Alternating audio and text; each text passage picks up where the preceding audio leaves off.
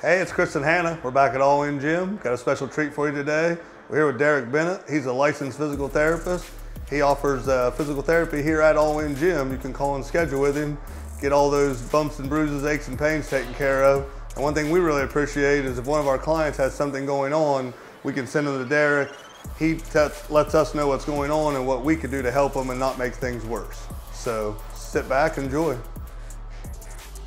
Hi, I'm Bennett. Like Chris said, I'm a licensed physical therapist.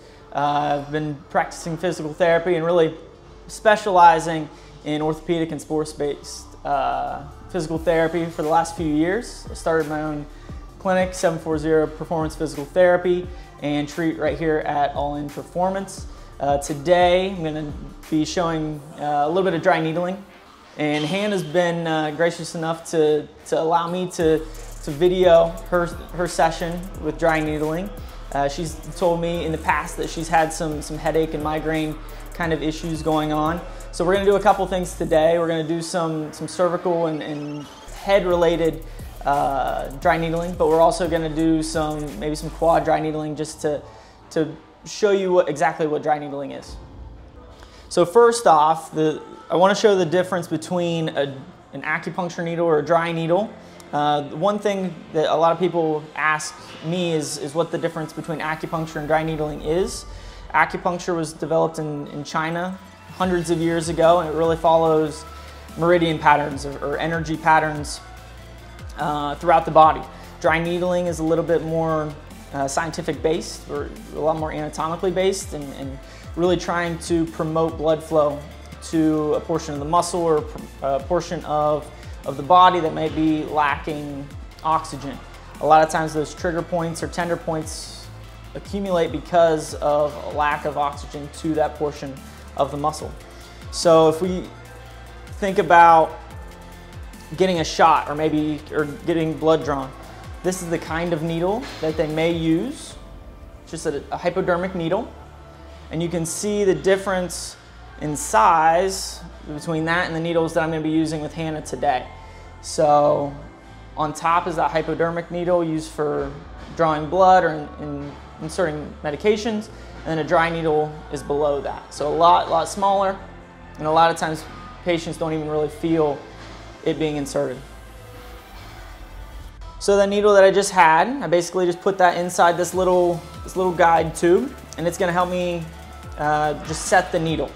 So basically what I do is just set that guide tube right on the portion of the injury that I'm really trying to focus on, and then just give the top of the needle just a little tap. From there, that needle is set. Hannah, did you feel that at all? No, not at all. Awesome.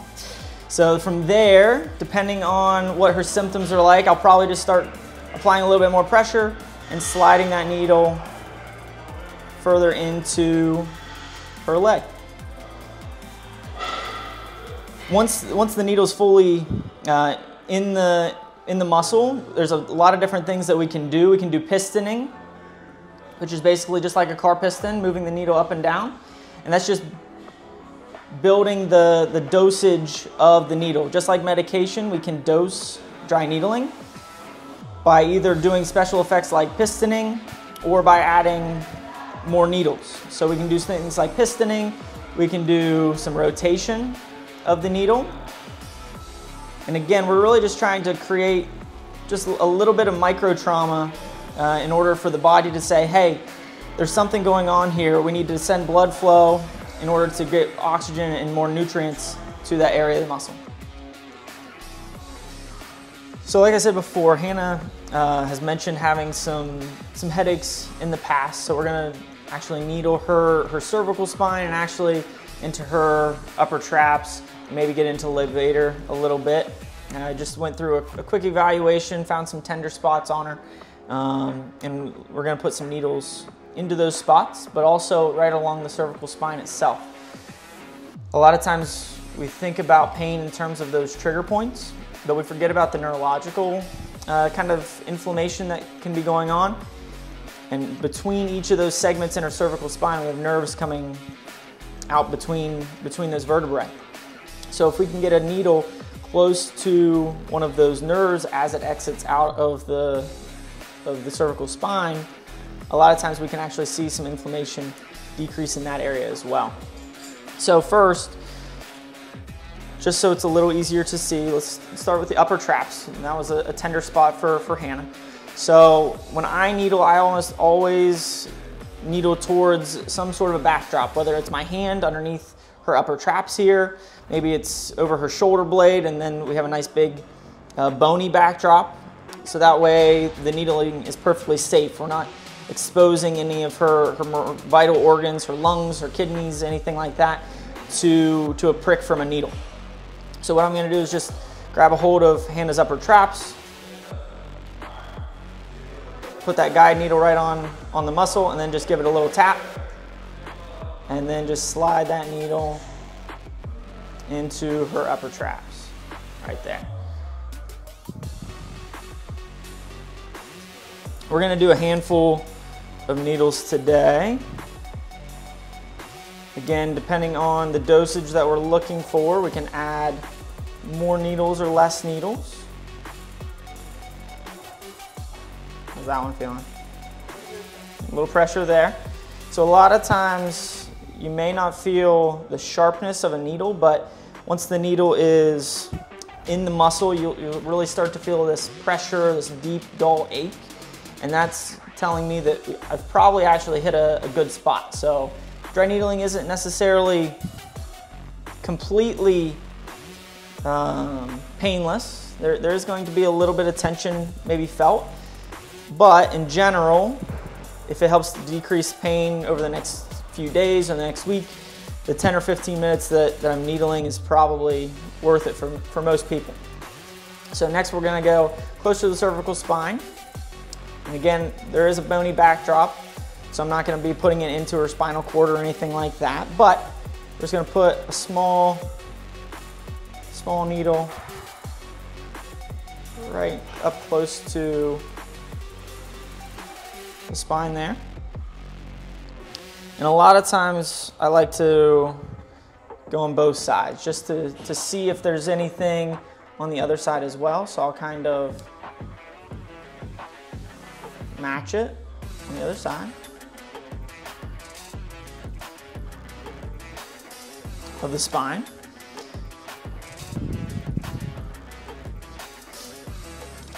So we got upper traps, we have some of the cervical extensor muscles right behind her head.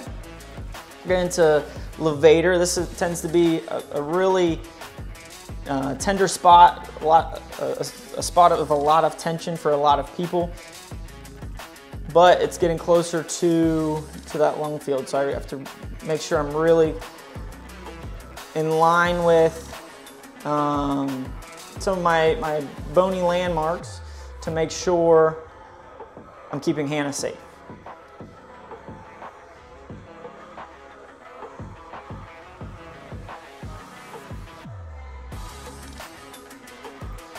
Right there. So you can kind of see the difference between how I needled as well. The two that are right along the spine, inner neck, and these upper trap needles tend to stick straight up. It's more perpendicular needling. We're getting right through the top layers of tissue, through her skin, through some just general adipose tissue or fat tissue, and right into the muscular tissue. This one I tend to get into a little bit of muscular tissue, but we're definitely a little bit more aware of her lung field in that spot. So that's why that one's laid down a little bit more, just to make sure we don't go through her rib cage into her lungs. Her lungs are basically like a balloon, and needles and balloons don't mesh well.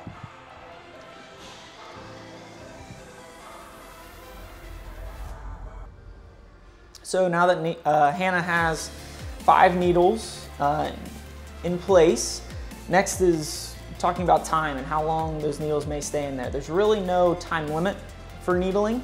A lot of times, depending on how many needles I'm placing, you know, what else we're trying to achieve throughout that session, the needles may stay in there for 4 or 5 minutes. They may stay in there for 12 to 15 minutes. Usually I've found that the longer I can leave the needles in, the better results that I have. But a lot of times There's some other things throughout our sessions that may be more important, or at least just as important as the needling. Needling itself is a modality. It's not going to be the end-all fix, but it certainly can help point us in the right direction. It can help decrease inflammation and pain so that we can get to the underlying problem without trying to work through that pain and inflammation while we're trying to either increase range of motion, mobility, flexibility, or strength. A little tension there? Right there, yeah. Yeah. How's that one there? Uh-huh. That one doesn't feel too bad. That one feels more uncomfortable for me too. Yeah. Okay. So next we'll go ahead and take all these needles out. So we can try to basically distract the body from the needle manipulation. So I can do a little bit of teasing and things just slide right out. No blood involved, which is great. These needles are so small, a lot of times those blood vessels can just work around the needles themselves. Boop.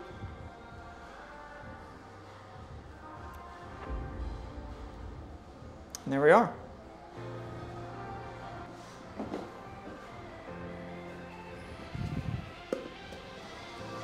All right, so all the needles are out.